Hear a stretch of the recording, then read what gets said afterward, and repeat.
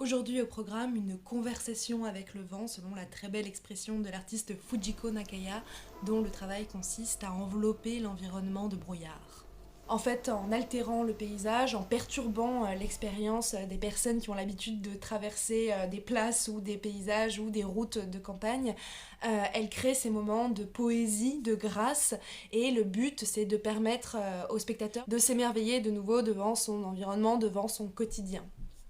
En fait, elle dit qu'on considère souvent les paysages comme entièrement statiques, immobiles, alors qu'il y a énormément d'histoires qui s'y passent, de choses qui s'y passent dont on n'a pas conscience. Donc en fait, avec ce brouillard, elle va révéler toutes les conditions atmosphériques. On prend conscience du vent surtout, de la façon dont il évolue dans l'espace, les tourbillons qui se créent toujours aux mêmes endroits. On voit l'humidité, comment elle se dépose dans des recoins, comment elle disparaît dans le ciel. Bref, elle rend visible toute une partie du paysage, toute une partie de notre environnement dont on n'a d'habitude absolument pas conscience. On la décrit souvent comme une sculptrice de brume, et même si l'expression est très jolie, elle dit que c'est pas tout à fait exact, puisque même si elle met en place ce brouillard artificiel, elle ne le sculpte pas. Elle a une façon très poétique de décrire le processus. Elle dit l'atmosphère est le moule et le vent est le burin. Vous avez peut-être déjà eu l'occasion de voir ses œuvres, puisqu'elle a notamment travaillé pour la Nuit Blanche de Paris en 2013. C'était au moment de l'inauguration de la place de la République. Et la mairie de Paris avait choisi, paradoxalement, de la couvrir de brouillard pour créer donc cet aspect totalement spectaculaire, puisque la place était cachée puis révélée dans toute sa splendeur par ce brouillard. Elle est aussi installée à Bilbao, au musée Guggenheim de Bilbao. Là, c'est une installation permanente, donc si vous avez l'occasion d'y aller, vous verrez une partie du musée enveloppée par le brouillard à peu près une fois par heure.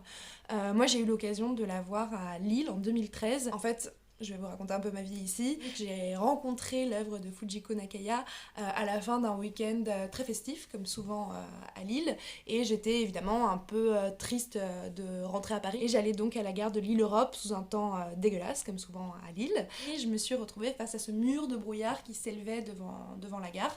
Dans mon état de semi-gueule de bois, mélancolie extrême, j'y étais très sensible. Je me souviens d'un moment absolument magnifique où j'étais seule dans ce brouillard, un moment de silence avec ces voiles de brume qui révélaient par moments le parvis et la sculpture de Yayoi Kusama qui est sur le parvis de la gare de Lille-Europe. C'est drôle, on en a parlé la semaine dernière. Donc ces fleurs qui apparaissaient, l'architecture de la gare qui apparaissait, de temps en temps un voyageur qui traversait ce brouillard. Bon, bref, un moment absolument féerique pour clôturer ce week-end. Mais je me souviens, après dans le train, avoir un peu remis en cause ce moment merveilleux, parce qu'en fait c'était tout un week-end de festivités à Lille dans le cadre de Lille 3000, où il y avait eu des manifestations, des défilés extraordinaires, des œuvres hyper grand public, et j'avais un peu eu l'impression d'un parc d'attractions, et je me demandais un peu la différence à ce moment-là entre l'art contemporain et finalement un grand parc d'attractions dans ce genre de conditions. Et finalement je me suis demandé en quoi l'œuvre de Fujiko Nakaya était différente. Est-ce que c'était pas un peu facile de juste créer un écran de fumée comme finalement en boîte de nuit et hop. Bon, moi j'y avais été sensible parce que j'étais dans un moment de fragilité intense, mais est-ce que finalement c'était pas une œuvre un peu facile, un peu lénifiante, un peu populiste? Pour me rassurer, parce que j'avais quand même passé un extrêmement bon moment dans cette œuvre, je me suis dit que finalement c'était une œuvre qu'on pouvait relier au mouvement romantique, tout ce mouvement qui allait complètement contre le rationalisme des Lumières et qui se centrait sur les sentiments, sur les sensations, sur la confrontation avec la nature, sur le sublime, donc cette impression d'être tout petit face à l'immensité de la nature. J'étais assez contente de m'être rassurée avec cette petite construction. Mais ce que je savais pas à ce moment-là, c'est que ce que j'avais vécu, c'était en fait un mouvement de mono-nowhere. Le mono-nowhere, en fait, c'est un concept esthétique japonais qui désigne cette sensibilité, cette conscience de la dimension éphémère de la beauté. Ce moment, typiquement, où on se retrouve devant les fleurs de cerisier, qui est un spectacle absolument sublime, mais qui ne dure qu'une ou deux semaines et dont on peut profiter donc pendant un très court moment. Mono-nowhere, ça désigne donc cette appréciation douce amère de l'impermanence des choses, de la dimension éphémère de la beauté. Et c'est un concept hyper important dans l'art japonais puisqu'il est énormément représenté. Par exemple, dans les œuvres de Uemura Shoen dont on a parlé il y a 2 semaines, on avait ces représentations de femmes qui regardaient le lever de la lune ou les premières pousses du printemps, et c'est des exemples parfaits de Mono no Ware. Ça m'a vraiment énormément étonnée de ne pas voir ce concept mentionné dans tous les textes, tous les articles que j'ai pu lire sur Fujiko Nakaya, puisque ça me semble une dimension essentielle de son travail. Il me semble qu'elle s'inscrit totalement dans cette tradition de la représentation du mono no ware. Elle va même plus loin que juste le représenter, elle crée des moments de mono no ware avec ce brouillard qui est amené à disparaître, puisque généralement ces installations fonctionnent une fois par heure ou pour une durée très déterminée pour un événement ou une exposition temporaire. Je trouve ça d'autant plus surprenant qu'on ne parle pas du tout de ce concept, alors que quand Fujiko Nakaya est arrivée aux États-Unis dans les années 50, donc pour faire ses études d'art, elle peignait en fait à l'époque, et elle a peint pendant plus de 10 ans après, des fleurs qui étaient en train de faner et des nuages. Et d'ailleurs, les nuages, c'est une autre tradition dans l'art japonais. Il y a un style qui s'appelle le Yamato-e, qui veut dire littéralement la peinture japonaise, qui consiste à représenter des scènes qui sont entourées de brouillard. Ça non plus, je l'ai vu nulle part dans tout ce que j'ai pu lire sur Fujiko Nakaya, alors que finalement, encore une fois, elle s'inscrit totalement dans cette tradition et elle la renouvelle.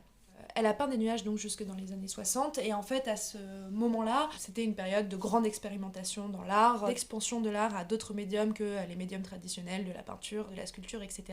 Un moment où il y avait de plus en plus de happenings, comme ceux qu'on a vus la semaine dernière en parlant de Yayoi Kusama. Et Fujiko Nakaya, elle était hyper intéressée par ces nouvelles formes d'art.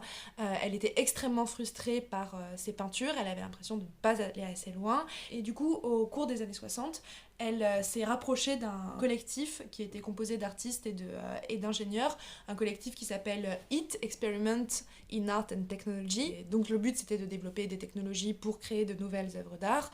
Elle s'est énormément impliquée dans ce mouvement. Elle a fait toutes ses recherches pendant le courant des années 60, et finalement en 1970 le collectif a été invité à l'exposition universelle qui se déroulait à Tokyo en 1970. Donc ils avaient un pavillon entier, le pavillon Pepsi. Ils trouvaient ce bâtiment dégueulasse. C'est à ce moment-là que Fujiko Nakaya a créé pour la première fois une œuvre de brouillard qui était destinée à envelopper ce pavillon que tout le monde trouvait immonde et qui a été transformé finalement en espèce de pavillon flottant en bâtiment de brume. La raison pour laquelle elle a rejoint ce collectif aussi, c'est parce qu'elle a toujours été extrêmement intéressée par les sciences. En fait, son père était lui-même chercheur, il était glaciologue, et c'est aussi, ça c'est assez drôle et assez poétique, ça c'est le premier scientifique qui a créé de la neige artificielle. Donc que sa fille soit la première artiste qui travaille avec du brouillard artificiel, c'est aussi assez fascinant. Et donc depuis ce pavillon Pepsi, elle a continué à créer ces environnements entourés de brouillard. Il y a une autre dimension hyper importante de son travail, c'est l'aspect collaboratif. Elle a travaillé avec beaucoup de danseurs, comme la chorégraphe Trisha Brown, pour créer donc des scénographies absolument sublimes, des danses sur des nuages. Elle a travaillé avec des architectes aussi, comme Diller Scofildo et Renfo, avec lesquels elle a collaboré à créer le Blur Building, qui était donc un bâtiment sur le lac Léman, un bâtiment sans mur, un bâtiment intangible, qui était fait de la même matière que ce qui l'entourait, donc en eau. Aujourd'hui, c'est une femme de 77 ans, c'est une des artistes japonaises les plus connues, les plus reconnues. Elle a reçu en 2018 le Premium Imperiale, qui est donc une forme de prix Nobel de l'art qui est décerné par le Japon. Pour moi, donc, expérimenter ses œuvres, ça a été un moment de grâce et de poésie intense, mais elle m'a aussi permis de pas mal réfléchir sur l'art, sur ce qu'on attendait de l'art, ce qu'on pouvait définir comme de l'art. Et elle fait aussi partie de ma prise de conscience du fait que d'introduire de nouveaux regards, de nouvelles cultures dans l'art, d'en prendre conscience, de réellement se renseigner pour comprendre les œuvres, ça permet de énormément enrichir les récits de l'art, l'histoire de l'art. Voilà, donc j'espère que cette petite vidéo qui conclut notre cycle japonais vous aura plu. Le but pour moi aussi en faisant ces vidéos, c'est d'avoir des discussions avec vous et pas d'être dans une position où je vous apprends des choses, je vous transmets mon savoir. Donc n'hésitez pas à commenter, à me dire tout ce que vous inspire cette vidéo. N'hésitez pas à la partager aussi, vous savez que c'est ce qui m'aide le plus à faire connaître cette petite série. Et puis on se retrouve la semaine prochaine pour un nouveau portrait d'artiste femme et un nouveau thème pour 3 nouvelles petites vidéos puisque j'ai décidé que maintenant c'était la tradition. Donc à la semaine prochaine pour un nouveau portrait d'artiste femme.